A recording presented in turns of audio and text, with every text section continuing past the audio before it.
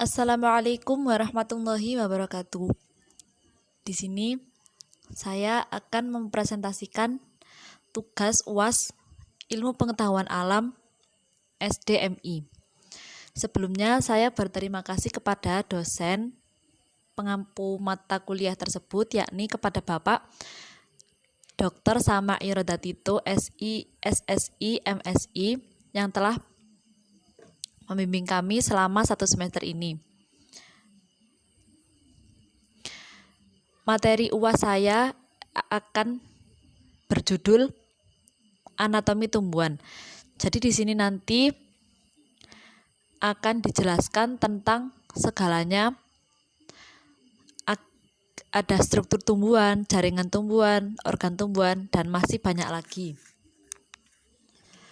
Sebelumnya saya akan memperkenalkan biografi saya terlebih dahulu, yakni saya Sela Okta Maulina dengan nomor NPM 21901013110. Saya Prodi Pendidikan Guru Madrasah Ibtidaiyah di Fakultas Agama Islam Universitas Islam Malang. Baiklah, di sini kita bahas pertama yakni struktur tumbuhan. Kebanyakan tumbuhan itu mempunyai 3 organ utama atau 3 organ dasar, yakni yang pertama ada akar, batang, serta daun. Nah, organ dasar berbagai spesies tumbuhan punya bentuk yang bermacam-macam juga, serta ukuran dan fungsi yang berbeda. Nah, berbagai variasi organ ini memungkinkan tumbuhan dapat beradaptasi dengan berbagai macam lingkungan, baik itu panas maupun dingin. Nah, di sini yang menjadi problem utamanya adalah how to get water from the ground up the stem to leaves. Maksudnya bagaimana? Maksudnya kita di sini akan membahas bagaimana cara tumbuhan memperoleh air dan air tersebut dialirkan dari bawah tanah menuju batang dan ke daun. Nah, di sini anatomi tumbuhan itu dibagi menjadi 2, yakni ada anatomi dasar serta ada anatomi tambahan. Anatomi dasar seperti yang sudah saya tadi katakan, yakni ada 3, yaitu akar, batang, dan daun. Sedangkan anatomi tambahan itu masing-masing dari akar ada sendiri, yakni anatomi tambahannya ada ujung akar dan rambut akar. Yang kedua batang, tambahannya ada nodus, internodus, pucuk, pucuk samping, serta bunga. Dan yang ketiga daun, anatomi tambahannya yakni tulang daun. Nah, ini di sini ada sel tumbuhan. Nah, sel kan merupakan suatu unit terkecil yang membentuk suatu organ.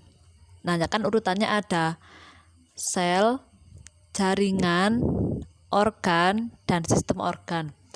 Nah, di sini yang membentuk tumbuhan itu juga nanti ada yang terkecil ini sel. Jadi dibahas yang terkecil dulu. Sel tumbuhan. Sel tumbuhan adalah jenis sel yang menyusun organ dan jaringan dari tumbuhan.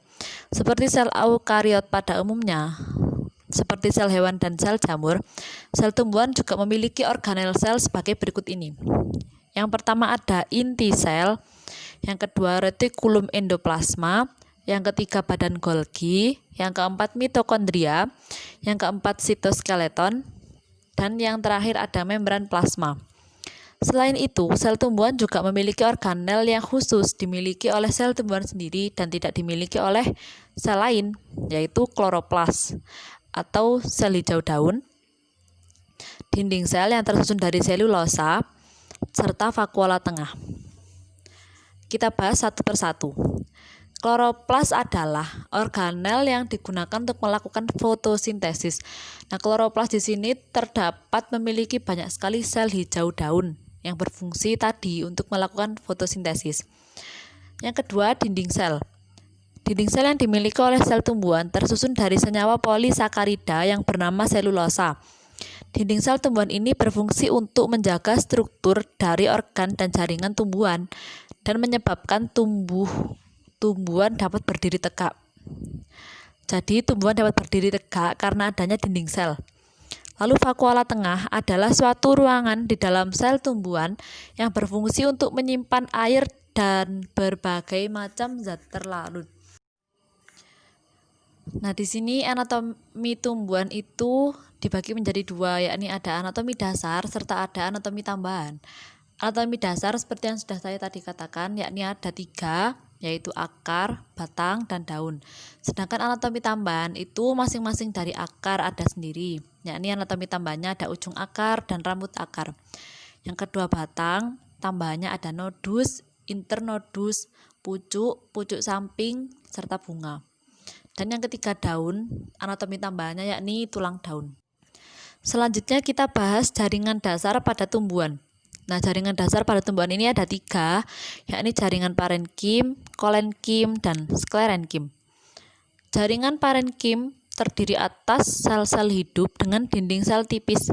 Jaringan ini dapat memiliki berbagai fungsi seperti melakukan fotosintesis di daun atau sebagai jaringan mesofil dan sebagai penyimpan cadangan makanan di batang dan akar. Jaringan kolenkim terdiri dari jaringan hidup dengan dinding sel selulosa yang tebal, berfungsi untuk memberikan kekuatan pada tubuh tumbuhan dan menjaga tumbuhan agar dapat berdiri dengan tegak. Jaringan sklerenkim adalah jaringan dasar terdiri dari jaringan mati dengan dinding sel dari lignin atau zat kayu. Jaringan sklerenkim berfungsi untuk memberikan kekuatan struktural pada tanaman berkayu dan dapat ditemukan pada serat-serat kayu yang ada di batang dan akar pohon berkayu. Jadi jaringan sklerenkim ini terdapat di tumbuhan yang berkayu. Selanjutnya jaringan tumbuhan. Nah, untuk membentuk tubuh dan organ-organ penyusun tumbuhan, sel-sel tumbuhan membentuk suatu jaringan yang memiliki struktur dan fungsi yang khusus. Secara umum, jaringan tumbuhan dapat dibagi menjadi 4 kelompok besar, yakni ada jaringan meristem, jaringan epidermis, jaringan dasar, dan jaringan pembuluh. Yang pertama kita bahas jaringan meristem. Jaringan meristem adalah jaringan tumbuhan yang aktif membelah dan menghasilkan sel-sel tumbuhan baru. Jaringan meristem secara umum dapat dibagi menjadi 2, yaitu meristem apex dan meristem lateral. Jaringan epidermis. Jaringan epidermis adalah jaringan yang melapisi bagian terluar tumbuhan. Fungsi utama dari jaringan epidermis adalah untuk melindungi tumbuhan dari kekeringan dengan cara mencegah terjadinya penguapan air dari dalam tubuh tumbuhan. Jaringan dasar. Jaringan dasar adalah jenis jaringan yang paling banyak mengisi organ tubuh tumbuhan. Dan yang terakhir ada jaringan pembuluh. Jaringan pembuluh berfungsi untuk mengangkut zat dari suatu bagian tumbuhan ke bagian tumbuhan lainnya. Secara umum, jaringan pembuluh ada 2 macam, yaitu pembuluh silim dan pembuluh floem atau tapis. Nah, sekarang di sini ada jaringan meristem.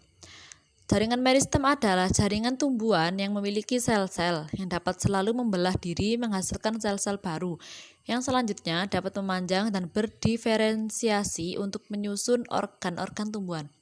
Nah, di sini ada 2 tipe jaringan meristem, yakni yang pertama meristem apex dan yang kedua meristem lateral. Kita bahas satu persatu. Meristem apex terdapat di ujung-ujung tumbuhan, yakni akar dan pucuk batang, menghasilkan sel-sel yang memungkinkan pertumbuhan primer atau penambahan panjang tubuh tumbuhan. Nah, apex ini berada di pucuk-pucuk seperti pucuk akar serta pucuk daun karena berfungsi untuk meninggikan dan dapat bertambah panjang. Aktivitas pembelahan oleh meristem apex dapat menghasilkan jaringan yang menyusun organ batang dan akar, yaitu jaringan epidermis, korteks, jaringan pembuluh, dan pada tanaman dikotil ada jaringan kambium. Nah, meristem lateral yang kedua. Meristem lateral adalah jaringan yang memungkinkan pertumbuhan sekunder atau penambahan tebal tumbuhan. Meristem lateral ada 2 macam, yakni yang pertama kambium pembuluh dan yang kedua kambium gabus. Kambium pembuluh di sini berfungsi untuk menghasilkan sel-sel dan jaringan pembuluh silim serta floem. Dan kambium gabus berfungsi menghasilkan periderm yang lebih kuat dan tebal di tumbuhan berkayu sebagai ganti epidermis. Jadi meristem lateral ini terdapat di tumbuhan yang berkayu atau berkambium. Selanjutnya kita beralih pembahasan pada organ tumbuhan. Nah, tadi sudah saya jelaskan kalau organ tumbuhan itu ada yang organ dasar serta ada organ tambahan. Nah, di sini saya akan bahas semuanya, baik itu organ dasar maupun organ tambahan, yakni ada akar, batang, daun, bunga, buah, dan biji. Mari kita bahas satu persatu. Pertama ada akar. Nah, kita bahas struktur akar terlebih dahulu. Akar adalah bagian tumbuhan yang memiliki fungsi utama untuk menyerap air dan mineral dari tanah. Terdapat dua macam akar, yaitu akar primer dan akar lateral. Akar primer adalah akar yang pertama kali tumbuh dari biji, yang kemudian dapat membentuk cabang dan membentuk akar lateral. Selain untuk menyerap air dan mineral, akar juga dapat berfungsi sebagai tempat penyimpan cadangan makanan, seperti yang bisa ditemukan pada akar wortel, singkong, dan umbi. Contohnya kentang.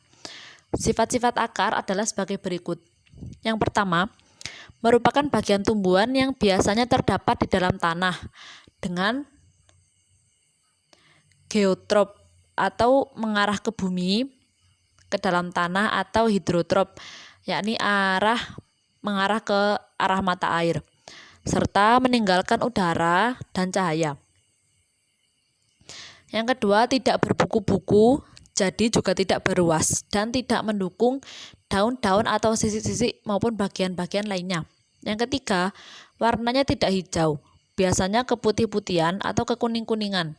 Bentuk ujungnya seringkali meruncing sehingga lebih mudah untuk menembus tanah. Yang keempat, tumbuh terus pada ujungnya, tetapi umumnya pertumbuhannya masih kalah pesat jika dibandingkan dengan bagian permukaan tanah. Selanjutnya ada jenis akar. Akar tumbuhan yang terdiri dari akar primer dan akar lateral disebut juga sebagai sistem akar tunggang. Nah, akar tunggang ini umum dimiliki oleh tumbuhan Angiosperma dikotil dan juga tanaman gimnosperma seperti pinus dan melinjo. Tanaman Angiosperma monokotil memiliki sistem akar serabut yang tidak memiliki akar primer. Nah, di situ disebutkan di gambarnya perbedaan antara akar tunggang dan akar serabut. Nah, akar tunggang, akar ini umumnya terdapat pada tumbuhan dikotil. Fungsi utamanya adalah untuk menyimpan makanan. Yang kedua, akar serabut. Akar ini umumnya terdapat pada tumbuhan monokotil, walaupun kadang-kadang tumbuhan dikotil juga memilikinya, dengan catatan tumbuhan dikotil tersebut dikembangbiakkan dengan cara dicangkok atau di stek. Fungsi utama akar serabut adalah untuk memperkokoh berdirinya tumbuhan. Akar serabut ini biasanya dimiliki oleh kelapa. Selanjutnya ada struktur akar. Nah, permukaan akar seringkali terlindung oleh lapisan gabus tipis. Bagian ujung akar memiliki jaringan tambahan, yaitu tudung akar. Nah, ujung akar juga diselimuti oleh lapisan mirip lendir yang disebut misal, yang berperan penting dalam pertukaran hara serta interaksi dengan organisme atau mikroba lain. Bagian dalam akar terdiri dari beberapa lapisan dengan fungsi-fungsi khusus. Lapisan-lapisan akar dari bagian paling luar sampai paling dalam adalah: yang pertama ada epidermis, yang kedua korteks, yang ketiga ada endodermis, yang keempat perisikkel, lalu ada pembuluh floem dan pembuluh xilem. Lanjutan dari struktur akar. Nah, tadi ada lapisan epidermis. Ini merupakan lapisan paling luar dari lapisan akar yang berfungsi untuk melakukan penyerapan air dan mineral dari tanah. Yang kedua ada lapisan korteks, adalah jaringan pengisi sebagian besar tubuh akar yang terdiri dari sel-sel parenkim. Sel-sel yang ada di lapisan korteks ini memiliki berbagai fungsi, diantaranya adalah sebagai lokasi cadangan makanan. Yang ketiga ada endodermis. Nah, endodermis adalah lapisan di dalam akar yang memiliki dinding sel yang terdiri dari senyawa kedap air bernama suberin. Lalu yang keempat, perisikkel adalah lapisan sel yang tepat berada di dalam lapisan endodermis. Perisikkel berfungsi untuk menghasilkan akar lateral. Lalu yang kelima ada pembuluh floem, adalah pembuluh tumbuhan yang berfungsi untuk membawa hasil fotosintesis dari daun menuju seluruh bagian tumbuhan termasuk akar.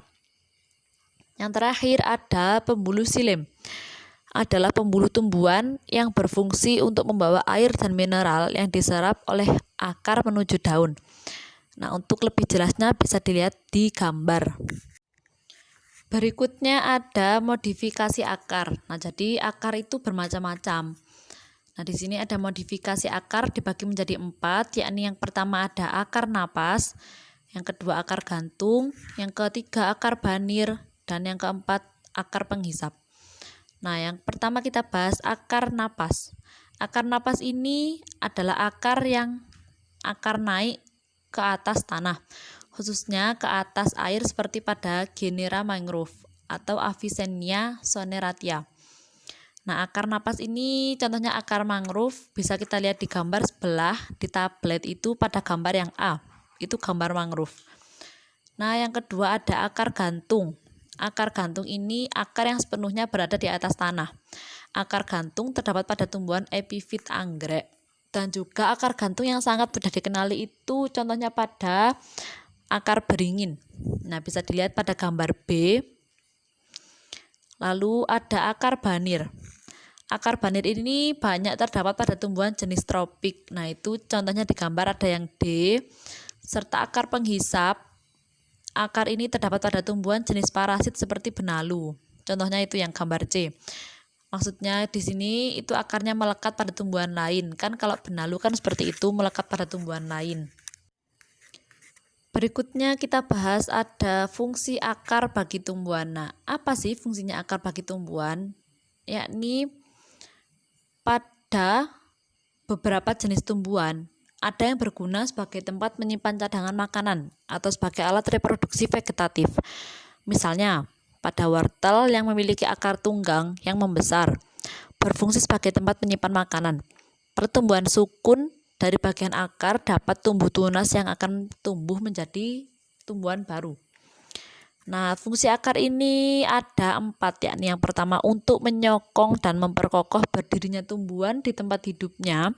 Yang kedua ada mengangkut air dan zat-zat makanan yang sudah diserap ke tempat-tempat pada tubuh tumbuhan yang memerlukan. Yang ketiga untuk menyerap air dan garam-garam mineral atau zat hara dari dalam tanah. Yang terakhir, pada beberapa macam tumbuhan ada yang berfungsi sebagai alat respirasi, misalnya tumbuhan bakau. Nah, selanjutnya kita beralih ke struktur batang. Nah, batang merupakan bagian dari tumbuhan yang sangat amat penting. Mengapa? Karena mengingat kedudukan batang bagi tubuh tumbuhan, batang dapat disamakan dengan sumbu tubuh tumbuhan. Jenis tumbuhan yang berbeda memiliki struktur batang yang berbeda. Contoh yang paling umum adalah batang tumbuhan dikotil dan monokotil yang memiliki perbedaan kontras pada struktur batang dan susunan pembuluhnya. Pada batang tumbuhan dikotil, pembuluh di dalam batangnya tersusun rapi di sekitar lapisan kambium. Sedangkan pada batang monokotil, pembuluh ini tersebar di seluruh bagian dalam batang tanpa membentuk lapisan khusus. Nah, selanjutnya kita beralih ke sifat batang. Sifat batang ini umumnya berbentuk panjang bulat seperti silinder atau pula dapat mempunyai bentuk lain, akan tetapi selalu bersifat aktinomorf. Yang kedua, terdiri atas ruas-ruas yang masing-masing dibatasi oleh buku-buku, dan pada buku-buku inilah terdapat daun. Yang ketiga, biasanya tumbuh ke atas menuju cahaya, artinya bersifat fototrop atau heliotrop. Yang keempat, selalu bertambah panjang di ujungnya. Oleh sebab itu, sering dikatakan bahwa batang mempunyai pertumbuhan yang tak terbatas. Yang kelima, mengadakan percabangan dan selama hidupnya tumbuhan tak digugurkan, kecuali kadang-kadang cabang atau ranting yang kecil. Yang terakhir, umumnya tidak berwarna hijau kecuali tumbuhan yang umurnya pendek, misalnya rumput dan waktu batang masih muda, nah itu baru berwarna hijau. Susunan batang. Nah, permukaan batang berkayu atau tumbuhan berupa pohon seringkali dilindungi oleh lapisan gabus atau suber dan kutikula yang berminyak atau hidrofobik. Jaringan kayu pada batang dikotil atau monokotil tertentu dapat mengalami proses lignifikasi yang sangat lanjut sehingga kayu menjadi sangat keras. Nah, di situ susunan batangnya yang pertama ada epidermis, lalu parenkim, lalu ada endodermis, lalu kayu, selanjutnya ada jaringan pembuluh, dan kambium pada tumbuhan dikotil. Mari kita bahas satu persatu. Selanjutnya kita bahas batang dikotil. Nah, pada batang tumbuhan dikotil berkayu, lapisan epidermis akan terkelupas dan tergantikan oleh lapisan bernama periderm. Nah, jaringan epidermis merupakan jaringan terluar dari tumbuhan dan terkuat yang berfungsi untuk melindungi jaringan di bawahnya. Selnya tersusun rapat dan hanya memiliki satu lapis sel. Pada tumbuhan, jaringan epidermis biasanya dilapisi oleh kutikula yang mencegah air keluar dari batang, sehingga batang tak kekurangan air. Selanjutnya ada korteks. Nah, korteks di sini tersusun atas jaringan parenkim yang memiliki bentuk tak beraturan, sehingga korteks memiliki banyak ruang antar sel. Pada tumbuhan tertentu, korteks menjadi tempat untuk menyimpan cadangan makanan seperti pati dan gula. Selanjutnya ada pembuluh floem. Nah, pembuluh floem di sini berfungsi untuk menyebarkan atau mengangkut hasil fotosintesis dan disebarkan ke seluruh bagian tumbuhan. Selanjutnya ada kambium pembuluh. Nah, fungsi dari kambium pembuluh adalah untuk menghasilkan jaringan pembuluh kayu, pembuluh baru, yang disebut juga sebagai pembuluh sekunder. Membesarnya diameter batang yang disebut juga sebagai pertumbuhan sekunder terjadi akibat bertambahnya lapisan jaringan pembuluh oleh kambium pembuluh. Lalu berikutnya ada pembuluh xilem yang berfungsi untuk mengangkut air dan garam mineral dari tanah dan untuk diedarkan ke daun. Dan yang terakhir ada empulur. Nah, empulur pada batang tumbuhan dikotil ini berfungsi untuk menyimpan cadangan makanan serta memperkuat organ tumbuhan dan pengangkutan air dan mineral ke arah samping. Selanjutnya ada batang monokotil. Nah, batang tumbuhan monokotil tak memiliki berbagai lapisan yang terbagi jelas seperti halnya batang dikotil. Pada batang monokotil hanya terdapat lapisan epidermis dan jaringan dasar.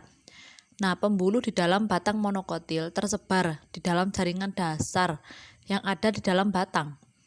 Batang tumbuhan dalam monokotil juga tak memiliki lapisan kambium, sehingga umumnya tak mengalami pembesaran diameter batang seperti halnya batang tumbuhan dikotil. Berikutnya kita beralih ke daun.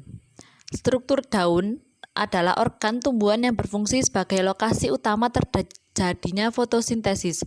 Daun memiliki struktur yang berisi jaringan-jaringan yang memungkinkan terjadinya proses fotosintesis. Daun merupakan organ terpenting bagi tumbuhan dalam melangsungkan hidupnya. Karena apa? Tumbuhan adalah organisme autotrof obligat, yakni artinya apa? Ia harus memasok kebutuhan energinya sendiri melalui konversi energi cahaya menjadi energi kimia. Bentuk daun sangat beragam, namun biasanya berupa helaian, bisa tipis atau tebal. Gambaran dua dimensi daun digunakan sebagai pembeda bagi bentuk-bentuk daun.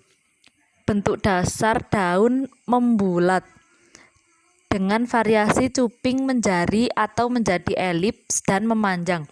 Bentuk ekstrimnya bisa meruncing panjang. Daun juga bisa bermodifikasi menjadi duri, misalnya pada kaktus, dan berakibat daun kehilangan fungsinya sebagai organ fotosintetik. Daun tumbuhan sukulen atau xerophyt juga dapat mengalami peralihan fungsi menjadi organ penyimpanan air, contohnya pada kaktus tadi. Berikutnya ada fungsi daun. Fungsi daun yang utama dan paling penting adalah tempat terjadinya fotosintesis. Pada tumbuhan dikotil, terjadinya fotosintesis di jaringan parenkim palisade. Sedangkan pada tumbuhan monokotil, fotosintesis terjadi pada jaringan spons. Fungsi yang pertama, di daun terdapat stomata yang berfungsi sebagai organ respirasi. Tempat yang kedua, tempat terjadinya transpirasi. Yang ketiga, tempat terjadinya gutasi. Dan yang terakhir ada sebagai alat perkembangbiakan vegetatif, misalnya pada tumbuhan cocor bebek yang memakai tunas daun. Selanjutnya ada bagian-bagian daun. Nah, Dari sisi daun yang menghadap keluar hingga sisi daun yang menghadap ke dalam, bagian-bagian penyusun daun antara lain ada kutikula, lalu ada epidermis atas, lalu mesofil palisade, lalu berkas pembuluh, selanjutnya ada mesofil spons, lalu ada epidermis bawah, dan terakhir juga ada kutikula. Kita bahas satu persatu. Nah, tadi yang pertama ada jaringan epidermis daun. Nah, baik bagian atas maupun bagian bawah, jaringan epidermis tadi dilapisi oleh kutikula, selain di area tempat stomata berada. Kutikula adalah lapisan lilin yang berfungsi menghambat laju penguapan air dari daun. Sedangkan stomata adalah lubang-lubang tempat pertukaran gas oksigen dan karbon dioksida yang terbuka. Mesofil palisade berada di antara kedua jaringan epidermis dan terdiri dari sel-sel parenkim yang terspesialisasi untuk fotosintesis. Jaringan mesofil daun memiliki dua lapisan yang berbeda. Yang pertama ada mesofil palisade yang terdiri dari sel-sel panjang yang tersusun rapat, dan mesofil spons yang terdiri dari sel-sel yang tersusun secara renggang untuk memberi ruang sirkulasi bagi karbon dioksida dan oksigen. Ada xilem dan floem. Sel-sel xilem mengantarkan air dan mineral ke sel-sel fotosintetik daun, sementara sel-sel floem mengambil gula dan produk organik lainnya untuk diantarkan ke bagian tumbuhan yang lain.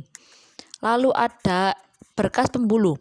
Berkas pembuluh yang tersebar di antara jaringan mesofil memuat sel-sel xilem dan floem yang tersambung dari batang yang mengantarkan bahan fotosintesis sambil menjemput hasil fotosintesis. Dan yang terakhir ada jaringan epidermis dan kutikula di bagian paling luar, melindungi daun dari penguapan berlebih, dan jaringan mesofil berisi sel-sel yang terspesialisasi untuk fotosintesis. Berikutnya ada stomata pada daun. Nah, stomata berfungsi sebagai organ respirasi, yakni tempat keluar dan masuknya oksigen dan karbon dioksida. Stoma mengambil CO2 atau karbon dioksida dari udara untuk dijadikan bahan fotosintesis dan mengeluarkan oksigen sebagai hasil fotosintesis. Stoma itu ibarat seperti hidung kita, di mana stoma mengambil karbon dioksida dari udara dan mengeluarkan oksigen, sedangkan hidung mengambil oksigen dan mengeluarkan karbon dioksida. Stoma ini terletak di epidermis bawah. Nah, selain stoma, tumbuhan tingkat tinggi juga bernafas melalui lentisel yang terletak pada batang. Nah, kalau stoma ini terletak pada daun, sedangkan di tumbuhan tingkat tinggi memiliki lentisel yang terletak pada batang. Berikutnya ada bunga. Bunga merupakan salah satu bagian dari tumbuhan yang digunakan sebagai alat untuk melakukan perkembangbiakan. Bisa dikatakan demikian karena dari bunga bisa ditemukan alat-alat reproduksi, misalnya putik, kandung lembaga, dan juga benang sari. Nah, anatomi bunga bisa dilihat dari gambar di sebelah, yakni ada tangkai bunga, dasar bunga, bakal biji, kelopak, tangkai putih, kepala putih, benang sari, kepala benang sari, dan juga mahkota. Selanjutnya akan dibahas satu persatu di slide selanjutnya. Yang pertama ada bagian-bagian bunga secara umum meliputi mahkota bunga, bagian putih, bagian benang sari, bagian kelopak bunga, bakal biji, tangkai bunga, dan juga bagian dasar bunga. Nah, mahkota mempunyai fungsi untuk membantu dalam proses penyerbukan. Putik berfungsi untuk alat perkembangbiakan atau alat reproduksi betina. Sedangkan benang sari berfungsi untuk alat perkembangbiakan jantan. Nah, kelopak bunga berfungsi untuk memberikan perlindungan bagi mahkota bunga. Bakal biji berfungsi untuk tempat penyimpanan hasil penyerbukan. Lalu ada tangkai yang bunga berfungsi sebagai penopang bunga. Dan yang terakhir dasar bunga sebagai tempat yang digunakan untuk bertumbuhnya mahkota bunga. Selanjutnya kita beralih ke buah. Buah merupakan organ pada flora berbunga yang merupakan modifikasi lanjutan bakal buah atau ovarium. Nah, buah biasanya membungkus dan melindungi biji. Nah, struktur buah adalah ada 3, yakni perikarp, mesokarp, dan endokarp. Kita bahas satu persatu. Yang pertama yakni ada perikarp. Pada buah yang berdaging, perikarp biasanya terdiri dari 3 lapisan berbeda. Ada epikarp, juga dikenal sebagai eksokarp, yang merupakan lapisan terluar. Lalu mesokarp yang lapisan tengah, dan endokarp lapisan dalam yang mengelilingi ovarium atau biji. Dalam buah jeruk, epikarp dan mesokarp membentuk kulitnya. Sedangkan pada buah kering, lapisan perikarp tak dapat dibedakan dengan jelas. Yang kedua ada mesokarp. Adalah lapisan tengah yang berdaging dari perikarp buah. Itu ditemukan di antara epikarp dan endokarp. Biasanya bagian buah yang dimakan. Dengan kata lain, mesokarp ini biasanya daging buah. Misalnya mesokarp merupakan sebagian besar bagian buah persik yang dapat dimakan dan sebagian besar buah tomat. Mesokarp juga bisa merujuk pada buah apapun yang berdaging seluruhnya. Yang terakhir ada endokarp, adalah istilah botani untuk lapisan dalam perikarp atau buah yang langsung mengelilingi biji. Mungkin membranous seperti pada jeruk, di mana itu adalah satu-satunya bagian yang dikonsumsi, atau tebal dan keras seperti pada buah batu dan keluarga. Rosaceae seperti persik, ceri, plum, dan aprikot. Dan sampailah pada bagian tumbuhan yang terakhir yakni ada biji. Nah, biji merupakan bagian yang berasal dari bakal biji dan di dalamnya mengandung calon individu baru, yaitu lembaga. Nah, lembaga akan terjadi setelah penyerbukan atau persarian yang diikuti oleh pembuahan. Biji bahasa Latin semen adalah bakal biji, ovulum dari tumbuhan berbunga yang telah masak. Dari sudut pandang evolusi, biji merupakan embrio atau tumbuhan kecil yang termodifikasi sehingga dapat bertahan lebih lama pada kondisi kurang sesuai untuk pertumbuhan. Apa saja bagian-bagian biji? Nah, itu bisa dilihat dari gambar di sebelah. Ada kulit biji, ada plumula, radicula, kotiledon, porus embrio. Nah, sekarang kita bahas satu persatu. Nah, ada kulit biji atau testa. Kulit biji terletak paling luar. Testa berasal dari intergumen ovul yang mengalami modifikasi selama pembentukan biji berlangsung. Seluruh bagian intergumen dapat berperan dalam pembentukan kulit biji. Selanjutnya ada hipokotil, bagian bawah aksis atau pangkal yang melekat pada kotiledon. Lalu ada radicula atau bagian ujung dari biji tersebut. Ada epikotil atau bagian atas pangkal biji. Lalu ada plumula, bagian ujung yaitu pucuk dengan sepasang daun yang ada sepasang daunnya. Yang terakhir ada kotiledon, bagian cadangan makanan dalam biji tersebut. Nah, alhamdulillahirabbil alamin. Sekian telah selesai saya membahas dari anatomi tumbuhan. Nah, yang akan menjadi tugas UAS dari mata pelajaran IPA SDMI dengan dosen pengampu Dr. Samairo Datito, SSI MSI. Semoga bisa bermanfaat bagi semua orang dan tentunya saya sendiri. Akhirul kalam, Assalamualaikum warahmatullahi wabarakatuh.